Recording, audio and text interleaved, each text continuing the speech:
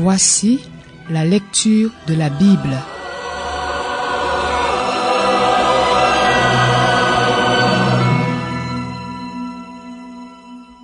Jérémie, chapitre 3. Si un homme renvoie sa femme et qu'elle le quitte pour devenir la femme d'un autre, cet homme retournerait-il encore vers elle? Le pays lui-même ne serait-il pas souillé? Et toi, tu t'es prostitué à de nombreux amants et tu reviendrais à moi, déclare l'Éternel. Lève les yeux vers les hauteurs et regarde. Où ne t'es-tu pas prostitué? Tu te tenais sur les chemins, à leur disposition, comme l'Arabe dans le désert. Tu as souillé le pays par tes prostitutions et par ta méchanceté. Aussi les averses ont-elles été retenues et les dernières pluies ont-elles manqué. Cependant, tu as adopté l'attitude obstinée d'une femme prostituée, tu n'as pas voulu avoir honte. Maintenant, tu cries vers moi. Mon père, c'est toi qui es l'ami de ma jeunesse. Gardera-t-il pour toujours sa colère? La conservera-t-il indéfiniment? Voilà comment tu t'es exprimé tout en continuant à faire le mal. Tu en as été capable.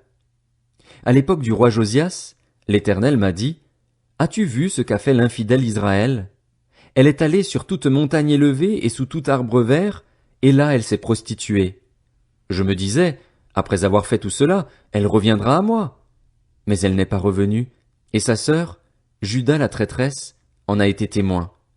Alors même que j'ai renvoyé l'infidèle Israël à cause de tous ses adultères, que je lui ai donné sa lettre de divorce, j'ai constaté que sa sœur, Juda la traîtresse, n'en a éprouvé aucune peur et qu'elle est allée se prostituer de la même manière. Le résultat, c'est qu'Israël a souillé le pays par la légèreté de sa prostitution, elle a commis l'adultère avec la pierre et le bois. Malgré tout cela, ce n'est pas de tout son cœur que sa sœur Juda la traîtresse est revenue vers moi, mais avec hypocrisie, déclare l'Éternel. L'Éternel m'a dit, l'infidèle Israël paraît innocente en comparaison de Juda la traîtresse. Va crier ces paroles vers le nord, va dire, reviens, infidèle Israël, déclare l'Éternel.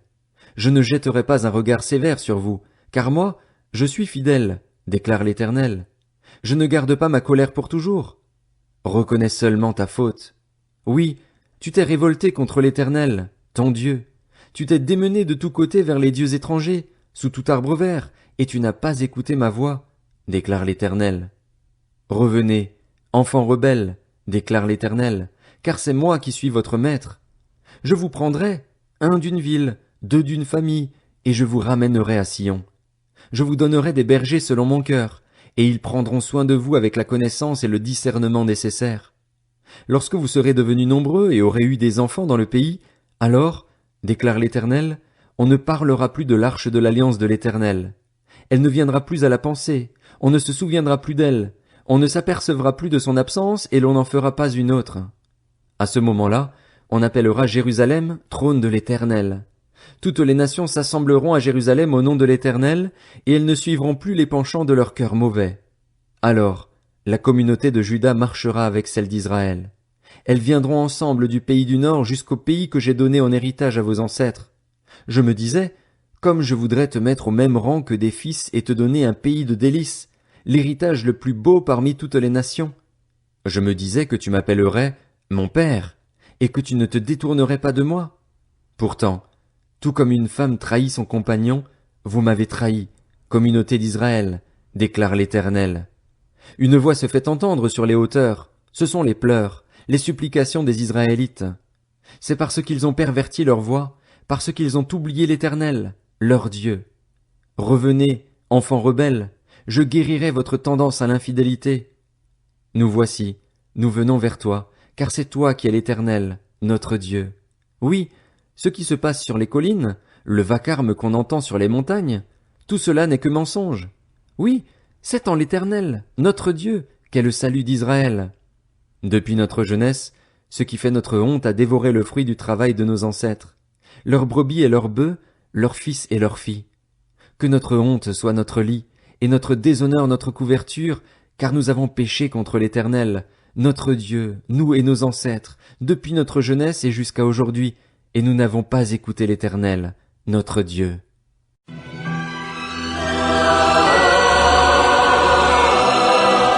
C'était la lecture de la Bible.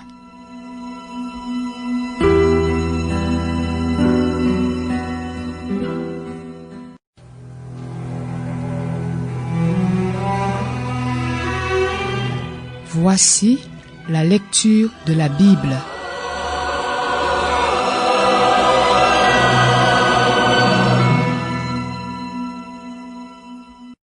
Jérémie, chapitre 4. Israël, si tu reviens vers moi, déclare l'Éternel, si tu cesses de faire ce qui est horrible devant moi, si tu ne vagabondes plus de ci de là, si tu prêtes serment en disant, l'Éternel est vivant, avec vérité, droiture et justice, alors les nations se béniront les unes les autres grâce à lui, elles tireront leur fierté de lui. En effet, voici ce que dit l'Éternel aux hommes de Juda et de Jérusalem. Défrichez-vous un champ nouveau et ne semez pas parmi les ronces. Circoncisez-vous pour l'Éternel, circoncisez votre cœur, hommes de Juda et habitants de Jérusalem. Sinon, ma colère éclatera comme un feu et s'enflammera sans qu'on puisse l'éteindre à cause de la méchanceté de vos agissements. Annoncez-le en Juda, proclamez-le à Jérusalem. Dites, sonnez de la trompette dans le pays, criez à pleine voix, rassemblez-vous et allons dans les villes fortifiées. Dressez un étendard vers Sion, enfuyez-vous, ne vous arrêtez pas, car je fais moi-même venir du nord le malheur et un grand désastre. Le lion s'élance de son taillis, le destructeur des nations est en marche, il est sorti de chez lui pour dévaster ton pays. Tes villes tomberont en ruine, il n'y aura plus d'habitants. C'est pourquoi habillez-vous de sacs, lamentez-vous et gémissez, car la colère ardente de l'Éternel ne se détourne pas de nous. Ce jour-là, déclare l'Éternel, le roi et les chefs perdront courage, les prêtres seront consternés et les prophètes stupéfaits. J'ai dit, ah, Seigneur Éternel, vraiment, tu as bien trompé ce peuple et Jérusalem lorsque tu as dit, vous aurez la paix, alors que l'épée est prête à frapper leur vie. À ce moment-là, on dira à ce peuple et à Jérusalem, un vent brûlant souffle des hauteurs du désert sur le chemin de la fille de mon peuple, mais non pour trier ni pour nettoyer le grain. C'est un vent impétueux qui vient de là-bas jusqu'à moi. Maintenant, je prononcerai moi-même des jugements contre eux. Voici que le destructeur monte comme une masse nuageuse. Ses chars sont comme une tempête, ses chevaux sont plus rapides que les aigles. Malheur à nous, car nous sommes anéantis. Purifie ton cœur du mal, Jérusalem, afin d'être sauvé. Jusqu'à quand garderas-tu en toi des pensées de malheur? Oui, une voix qui part de Dan annonce le malheur. Elle le proclame depuis la région montagneuse d'Éphraïm. Rappelez-le aux nations, faites-le connaître à Jérusalem. Des assaillants viennent d'une terre lointaine, ils font retentir leur voix contre les villes de Juda. Pareil à ceux qui gardent un champ, ils fondent sur Jérusalem de tous côtés, car elle s'est révoltée contre moi, déclare l'Éternel. Voilà où t'ont amené ta conduite et tes agissements, voilà ce qui cause ton malheur. Oui, c'est une source d'amertume, cela te va droit au cœur. Mon ventre, je me tords de douleur, mon cœur vacille, mon cœur frémit, je ne peux pas me taire, car j'entends le son de la trompette, le cri de guerre. On annonce désastre sur désastre, car tout le pays est dévasté. Soudain, mes tentes sont dévastées, mes abris en toile le sont en un instant. Jusqu'à quand verrai-je l'étendard et entendrai-je le son de la trompette? C'est que mon peuple est fou, il ne me connaît pas. Ce sont des enfants stupides, dépourvus d'intelligence. Ils sont habiles pour faire le mal, mais ils ne savent pas faire le bien. Je regarde la terre et je constate que c'est le chaos et le vide. Je regarde le ciel et je constate que sa lumière a disparu. Je regarde les montagnes et je constate qu'elles tremblent, que toutes les collines sont secouées. Je regarde et je constate qu'il n'y a plus d'hommes, que tous les oiseaux se sont enfuis. Je regarde et je constate que la région fertile n'est plus qu'un désert. Toutes ces villes ont été démolies devant l'Éternel, devant son ardente colère. En effet, voici ce qu'a dit l'Éternel. Tout le pays deviendra un désert, mais je n'accomplirai pas une destruction totale. À cause de cela, le pays sera en deuil et le ciel, en haut, s'assombrira. En effet, je l'ai dit, j'y ai réfléchi, je ne le regrette pas et je ne reviendrai pas en arrière. Au bruit des cavaliers et des archers, toute la ville est en fuite. On se réfugie dans les buissons, on monte sur les rochers. Toute la ville est abandonnée, il n'y a plus d'habitants. Et toi qui seras anéanti, que fais-tu? Tu t'habilles de cramoisi, tu te pares de bijoux en or, tu mets du fard à tes yeux. C'est inutilement que tu te fais belle. Tes amants te méprisent, ils en veulent à ta vie. Oui, j'entends des cris pareils à ceux d'une femme prête à accoucher, des cris d'angoisse pareils à ceux d'une femme qui met son premier enfant au monde. C'est la voix de la fille de Sion. Elle suffoque, elle tend ses mains. Malheureuse que je suis! Je m'effondre face au meurtrier.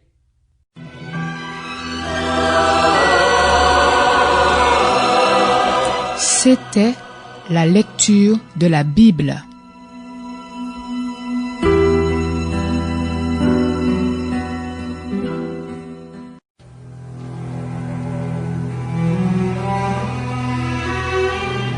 Voici la lecture de la Bible.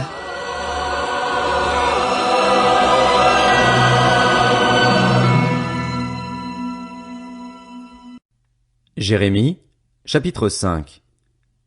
Parcourez les rues de Jérusalem. Regardez, je vous en prie, et informez-vous. Cherchez sur ces places s'il s'y trouve un homme, s'il y a quelqu'un qui pratique la justice, qui cherche à être fidèle, et je pardonnerai à Jérusalem. S'ils disent, l'Éternel est vivant, c'est de façon hypocrite qu'ils prêtent serment. Éternel, tes yeux ne cherchent-ils pas la fidélité? Tu les as frappés et ils n'ont rien senti. Tu as voulu en finir avec eux et ils n'ont pas voulu tenir compte de la correction. Ils sont devenus plus durs que la pierre, ils ont refusé de changer d'attitude. Et moi, je me disais, c'est sûrement parce que ce sont de petites gens qu'ils ont ce comportement fou, parce qu'ils ne connaissent pas la voie de l'Éternel, les exigences de leur Dieu.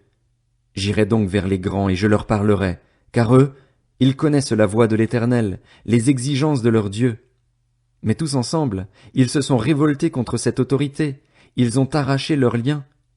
Voilà pourquoi le lion de la forêt les tue, le loup du désert les décime. La panthère est aux aguets devant leur ville, tous ceux qui en sortiront seront déchiquetés. En effet, leurs transgressions sont nombreuses, leurs infidélités se sont multipliées. Pourquoi te pardonnerai-je? Tes enfants m'ont abandonné, ils font des serments au nom de Dieu qui n'en sont pas. J'ai pourvu à leurs besoins et eux, ils se livrent à l'adultère, ils se rassemblent dans la maison de la prostituée. Ce sont des chevaux repus et sensuels, chacun hennit après la femme de son prochain. N'interviendrai-je pas contre un tel comportement? Déclare l'Éternel. Ne me vengerai-je pas d'une pareille nation? Montez sur ses murailles et abattez-les, mais ne la détruisez pas entièrement. Enlevez ses sarments, car ils n'appartiennent pas à l'Éternel. Oui, la communauté d'Israël et celle de Juda m'ont vraiment trahi, déclare l'Éternel. Ils ont renié l'Éternel, ils ont dit, il n'existe pas, et le malheur ne nous atteindra pas. Nous ne verrons ni l'épée ni la famine. Les prophètes ne sont que du vent, la parole de Dieu n'est pas en eux. Que ce qu'ils ont annoncé leur arrive. C'est pourquoi, voici ce que dit l'Éternel, le Dieu de l'univers. Parce que vous avez dit cela, je vais placer mes paroles dans ta bouche pour qu'elles soient du feu, et ce peuple ne sera que du bois. Ils seront dévorés par les flammes. Je vais faire venir contre vous une nation lointaine, communauté d'Israël, déclare l'Éternel. C'est une nation stable, une nation ancienne, une nation dont tu ne connais pas la langue et dont tu ne comprendras pas les paroles. Son carquois est pareil à une tombe ouverte. Ce sont tous des hommes vaillants. Elle dévorera ta moisson et ton pain. Elle dévorera tes fils et tes filles. Elle dévorera ton petit et ton gros bétail. Elle dévorera ta vigne et ton figuier. Elle abattra par l'épée tes villes fortifiées, celles-là même dans lesquelles tu places ta confiance. Mais même durant ces jours-là, déclare l'Éternel, je ne vous détruirai pas entièrement, et lorsque vous demanderez, pourquoi l'Éternel, notre Dieu, nous a-t-il fait tout cela? Tu leur répondras, puisque vous m'avez abandonné et avez servi des dieux étrangers dans votre pays, vous servirez des étrangers dans un pays qui n'est pas le vôtre. Annoncez ceci à la famille de Jacob, proclamez-le en Juda. Écoutez ceci, peuple stupide et sans cœur. Ils ont des yeux, mais ils ne voient pas. Ils ont des oreilles, mais ils n'entendent pas. Ne me respecterez-vous pas, déclare l'Éternel, ne tremblerez-vous pas devant moi? C'est moi qui ai donné à la mer le sable pour limite, barrière immuable qu'elle ne doit pas franchir. Ces vagues s'agitent, mais elles sont impuissantes. Elles grondent, mais ne la franchissent pas. Ce peuple a un cœur rebelle et désobéissant. Ils se détournent et s'en vont. Ils ne se disent pas « Respectons l'Éternel, notre Dieu, qui donne la pluie au moment voulu, les premières et les dernières pluies, et qui nous maintient l'ordre des semaines en vue de la moisson. Ce sont vos fautes qui ont déréglé cet ordre, ce sont vos péchés qui vous privent de ces biens. En effet, il y a parmi mon peuple des méchants. Ils sont aux aguets, comme celui qui se baisse après avoir dressé des pièges. Ils tendent des filets et capturent des hommes. Tout comme une cage est remplie d'oiseaux, leurs maisons sont remplies de fraude. C'est pourquoi ils sont devenus puissants et riches. Ils s'engraissent, ils sont gros. Ils dépassent toute mesure dans le mal. Ils n'exercent pas le droit de l'orphelin, et ils prospèrent. Ils ne font pas justice aux plus pauvres. N'interviendrai-je pas contre un tel comportement, déclare l'Éternel? Ne me vengerai-je pas d'une pareille nation? Des choses ahurissantes et horribles se font dans le pays. Les prophètes ne prophétisent que des faussetés. Les prêtres gouvernent pour leurs propres intérêts, et mon peuple prend plaisir à cela. Que ferez-vous face à ce qui vient?